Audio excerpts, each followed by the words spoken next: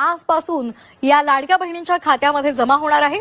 महिला आणि बालकल्याण मंत्री आदिती तटकरे यांनी ट्विट करत ही माहिती दिली आहे। निधी वितरण प्रक्रिया आजपासून सुरू होणार असल्याचं त्यांनी ज्या गोष्टीचा तुम्ही उल्लेख करताय ही कुठल्या तरी एका रॅन्डम पोर्टलनी फेक तयार केलेली बातमी आहे आणि माझी प्रसार माध्यमांना मनापासून विनंती आहे की आपण एखादी गोष्ट आपल्या वर्तमानपत्रामध्ये किंवा आपल्या माध्यमांच्या चॅनल्सवर दाखवत असताना त्या गोष्टी क्रॉस व्हेरीफाय करणं आपण फार गरजेचं आहे।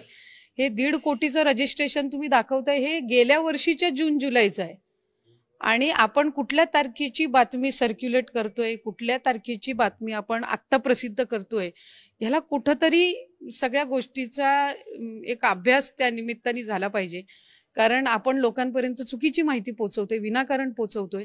मुळात 2,63,00,000 हे रजिस्ट्रेशन होतं। 2,63,00,000 कधी लाभार्थी नव्हते। 2,63,00,000 हे रजिस्ट्रेशन आणि आम्ही हे किमान 50-100 वेळा तरी आतापर्यंत कदाचित माध्यमांसमोर पण बोलून झालेलं आहे।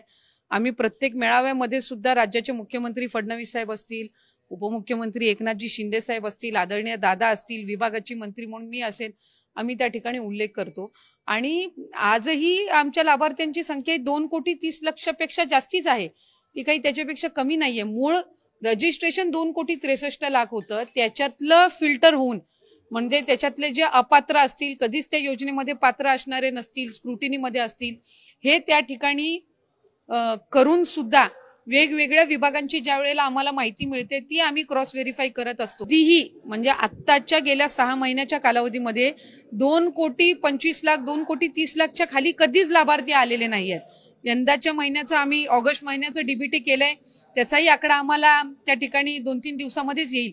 त्याच्यामुळे माझी माध्यमांना विनंती राहील की आपण ह्या सगळ्या अशा पद्धतीच्या बातम्या आपण न्यूज चॅनल्स किंवा अशा पद्धतीचा संभ्रम निर्माण करण्यापेक्षा त्याची वास्तविकता आपण बघून घेणं हे नक्कीच गरजेचं आहे। ताई, पडताळणीनंतरचा आकडा काय आहे आणि पडताळणीमध्ये अनेक जणांची नावं म्हणजे एकाच कुटुंबातली 4 आहेत, ती कमी झालेली आहेत, वाहनं आहेत, जी काही निकष लावले आहेत त्या निकषाच्या आधारावर पडताळणी केल्यानंतर एक तर निकष जे आहेत ते लाडकी बहीणचे कधीच बदललेले नाही। सुरुवातीपासून जे निकष आहेत ते त्याच प्रमाणामध्ये आहेत।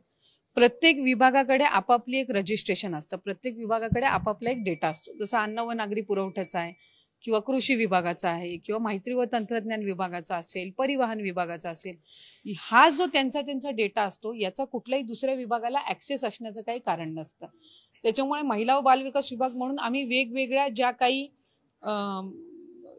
विभाग आहेत त्यांच्या ज्या योजना आहेत त्यांच्याकडून त्यांचा डेटा हा मॅच करण्यासाठी मागत असतो आणि ही रुटीन प्रोसिजर आहे, ही सगळ्या योजनांमध्ये होते। फक्त लाडकी बहीण योजना ही सुरुवातीपासून फारच प्रसिद्ध आहे, ती महिलांमध्येही पॉप्युलर आहे, ती विरोधकांमध्येही पॉप्युलर आहे आणि ती लोकप्रतिनिधी म्हणून आमच्या सगळ्यांसाठी किंवा महायुतीच्या सरकारसाठी सुद्धा महत्वपूर्ण आहे। त्याच्यामुळे साधारणपणे प्रत्येक जी स्कीम आहे याचं डेटा व्हेरिफिकेशन, त्यांची ऑडिट, ह्या सगळ्या गोष्टी होत असतात। आता साधारणपणे लाडकी बहीण योजनेच्या मध्ये सुद्धा आम्ही डिसेंबर-जानेवारी महिन्यामध्ये कृषी विभागाचा आम्ही डेटा त्या ठिकाणी मागवला होता। म्हणजे आम्ही मागवला होता खरं तर ऑक्टोबरच्या आधी, पण मधल्या कालावधीमध्ये आचारसंहिता होती विधानसभेची, त्याच्यानंतर आम्हाला तो डिसेंबरच्या अखेरीस जानेवारीच्या पहिल्या आठवड्यामध्ये प्राप्त झाला। मग त्याच्यामध्ये जे नमो शेतकरीचे लाभार्थी होते ते आम्ही लाडकी बहीण मधून त्यांना 500 रुपये आणि नमो शेतकरी मधून 1000 म्हणजे एकूण त्यांना 1500चा लाभ अशा पद्धतीनं त्यावेळेला रुजू केलं। अन्न व नागरी पुरवठाकडनं तर आम्हाला जे शिधाधारक असतात किंवा जे तुमचं पिवळा आणि केशरी कार्ड धारक असतात तो डेटा त्या निमित्ताने मिळाला। परिवहन विभागाकडनं एक